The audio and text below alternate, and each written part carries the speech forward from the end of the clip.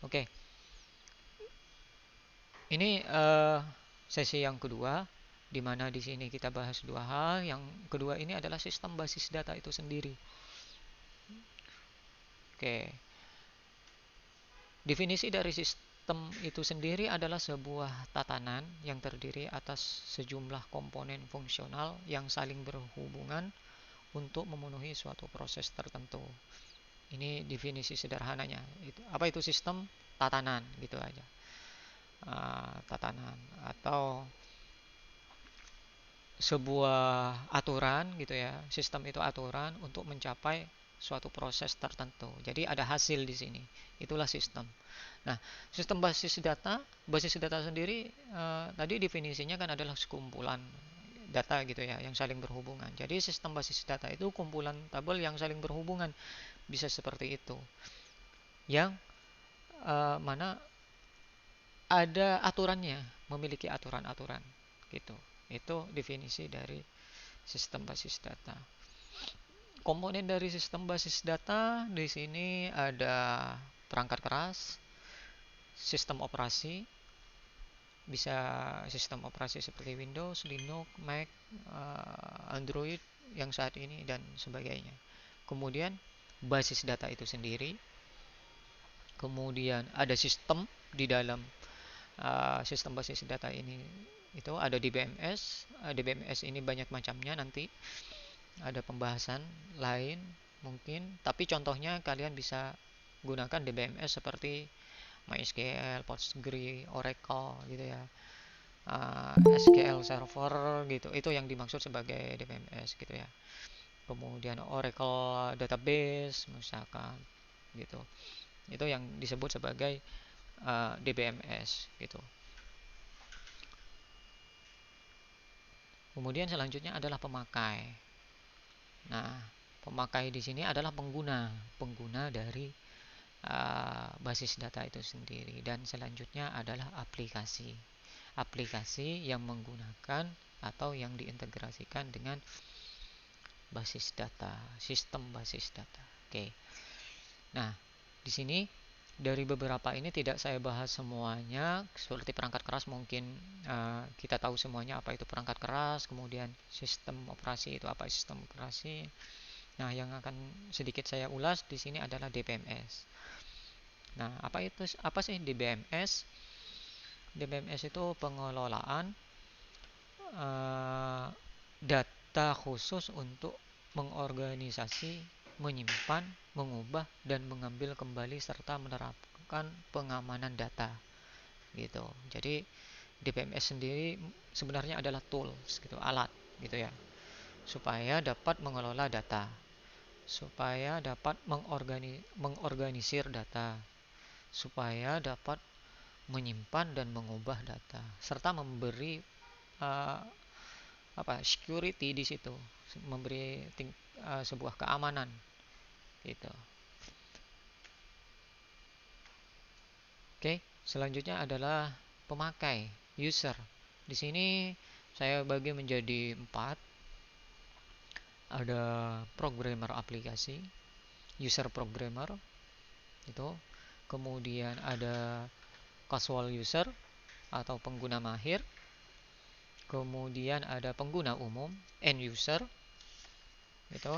Kemudian ada pengguna khusus atau specialist user itu ya. Nah, programmer aplikasi ini merupakan pengguna yang secara langsung menggunakan basis data yang terintegrasi dengan aplikasi pemrograman gitu. Atau programmer aplikasi ini mereka yang menggunakan data manipulation language atau DML gitu. Nah, ini karena dia seorang programmer, pasti dia berhubungan dengan bahasa pemrograman. Nah, dia menggunakan DML atau data manipulation language itu di dalam bahasa pemrograman gitu. Yang sudah Yang sudah embed, disertakan dalam bahasa pemrograman. Kemudian ada user mahir di sini. Di sini user mahir ini adalah user yang khusus langsung menggunakan query ke dalam DBMS gitu. Artinya berhadapan langsung atau menggunakan langsung di dalam DBMS atau uh, manajemen database gitu. Data management system. Oke. Kemudian user umum atau end user atau naive user gitu. User umum di sini merupakan pemakai yang berinteraksi dengan sistem basis data melalui pemanggilan suatu program aplikasi permanen. Jadi end user di sini adalah kita pada saat kita menggunakan aplikasi. Jadi kita tidak tahu seperti apa bahasa database-nya di belakang, tidak tahu. Kita hanya tahu hasilnya saja gitu. Jadi ketika kita komen di Facebook, itu kan sebenarnya komenan kita masuk ke dalam database. Namun kita tidak tahu seperti apa prosesnya di belakang. Kita hanya tahu input dan tampil. Gitu aja. Nah, ini kita disebut sebagai end user. Oke. Selanjutnya adalah user khusus atau spesialis user. Ini artinya adalah pemakai yang menulis aplikasi basis data non-konvensional, tetapi untuk keperluan-keperluan khusus, seperti untuk aplikasi AI, misalkan Artificial Intelligence, kemudian ada sistem bakar, pengolahan citra, dan lain-lain, yang bisa saja mengakses basis data dengan atau tanpa DBMS. Jadi datanya itu diolah mungkin dalam bentuk XML, misalkan gitu ya, bisa berupa hanya sebuah Excel gitu. Namun datanya bisa besar, bisa kecil juga. Nah, ini disebut sebagai spesialis user atau pengguna khusus. Gitu. Oke, kita lanjut ya. Nah, selanjutnya abstraksi data. Abstraksi data ini merupakan salah satu tujuan dari DBMS, itu adalah untuk menyediakan antarmuka interface dalam mengelola data yang lebih ramah atau user friendly kepada pemakainya. Maka di sini abstraksi data atau pemecahan data mengacu pada tingkatan atau level dalam bagaimana melihat data dalam sebuah sistem basis data gitu. Jadi di sini dibagi menjadi 3. Ada level fisik atau physical level, kemudian ada level logic atau konseptual yang disebut sebagai conceptual level, kemudian ada level penampakan atau view level gitu.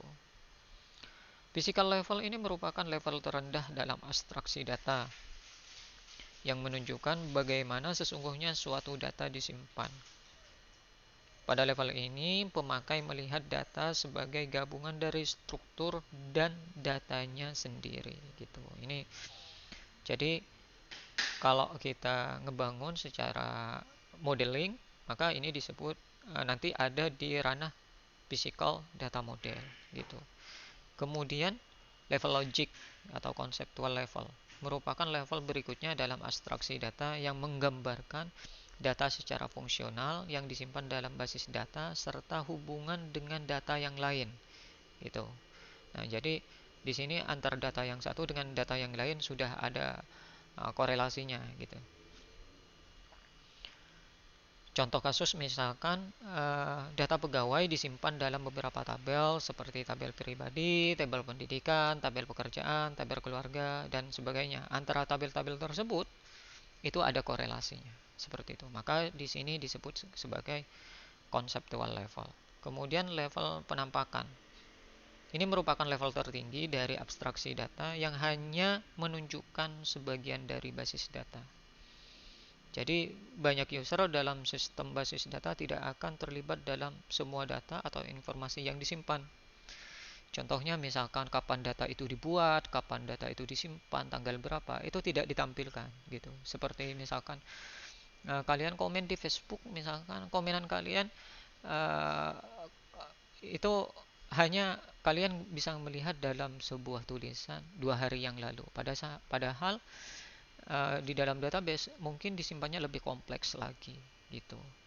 Misalkan seperti kalian mendaftar di sebuah kampus, kalian tidak melihat kapan kalian mendaftar, tapi kalian hanya bisa melihat eh, kalian sudah terdaftar, begitu saja. Kalian sudah disetujui, tapi kalian tidak tahu, misalkan kita tidak tahu kapan kita disetujui pada saat mendaftar itu, gitu.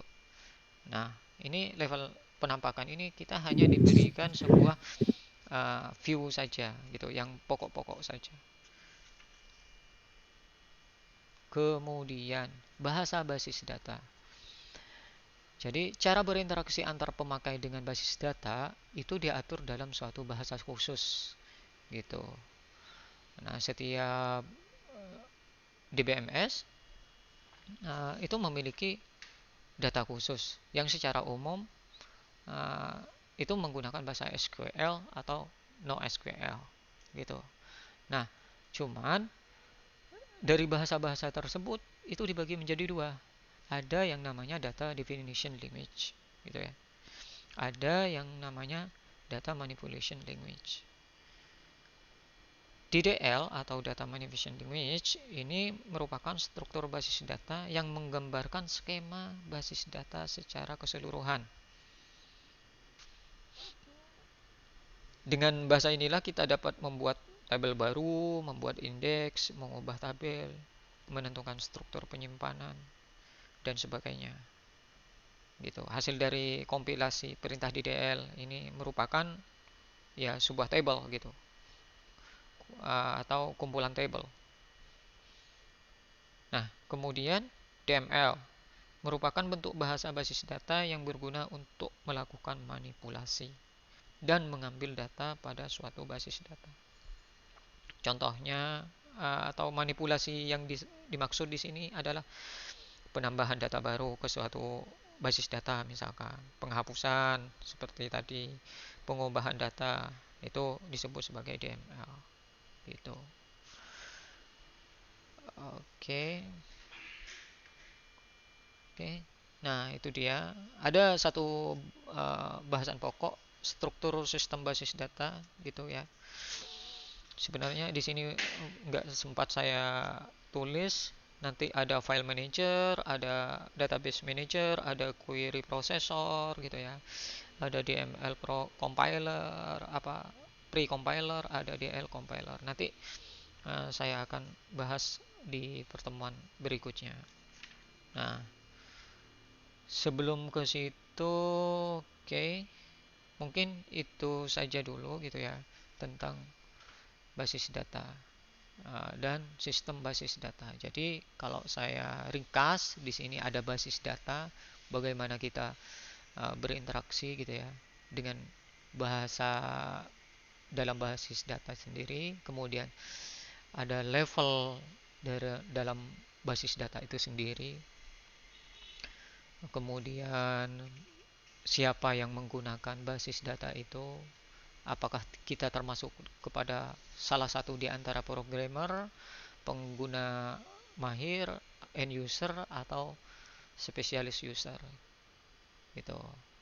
Kemudian komponen dari sistem basis data sendiri kita sudah bahas. Di sini ada perangkat keras. Jadi nanti sistem basis data ini tidak bakalan bekerja, gitu lah. Tidak bakalan berjalan tanpa adanya perangkat keras yang mendukung, sistem operasi yang mendukung, kemudian basis data itu sendiri, kemudian tidak bisa kita melakukan manipulasi tanpa DBMS, kemudian kita sendiri di sini sebagai pemakai, dan ada aplikasinya. Oke, itu dia yang kita bahas tadi. Kemudian penerapan dari basis data itu di sektor apa saja di sini, gitu ya. Oke, kemudian tujuan dari basis data itu sendiri apa, gitu ya. Nah, ini yang paling penting mungkin, gitu ya. Kemudian operasi dasar basis data. Nah, ini intinya di sini sebenarnya. Intinya itu di operasi dasar ini. Ini dasar banget, gitu ya. Create database, drop database, create table, drop table, insert data, kemudian query, gitu, update, delete. Nah, ini programmer, kalau kalian terjun menjadi programmer atau developer aplikasi, Ini sangat penting sekali, perlu diketahui. Nanti tinggal pengembangannya. Oke, itu saja dari saya. Terima kasih. Kemudian selanjutnya jika ada pertanyaan silakan. Pak, saya Pak mau nanya Pak. Oke. Ya, bagaimana cara kita itu mengetahui kalau basis data itu aman? Terima Oke. kasih. Oke. Cara kita mengetahui bahwasannya basis data itu aman gitu ya. Nah, pertama ini kita sebagai apa dulu gitu. Apakah kita sebagai pengguna atau penyedianya gitu. Kalau kita sebagai pengguna mungkin kita harus memilih tempat yang memang sudah terpercaya. Gitu aja. Kalau kita sebagai penyedia, maka kita harus melakukan setting atau melakukan pengamanan dalam basis data itu sendiri gitu. Nah, setiap DBMS, karena di sini ngebahas tentang DBMS, di mana DBMS itu membawa sebuah security, memang setiap DBMS ini memiliki kekurangan dan kelebihan masing-masing dalam tingkat keamanannya gitu. Itu dia. Nah, itu bisa dipelajari semuanya. Makanya uh, teknik dalam keamanan basis data itu ada dipelajari di. Ayo, yang lain.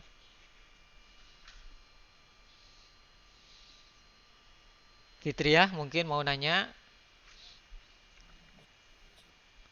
Nova. Alhamdulillah enggak, Pak. Paham, paham berarti ya. Kalau nggak bertanya itu kan paham gitu.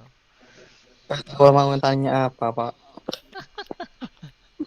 Oke, terima kasih atas kehadirannya teman-teman semuanya. Terima kasih atas kehadirannya. Ada yang belum Assalamualaikum warahmatullahi wabarakatuh.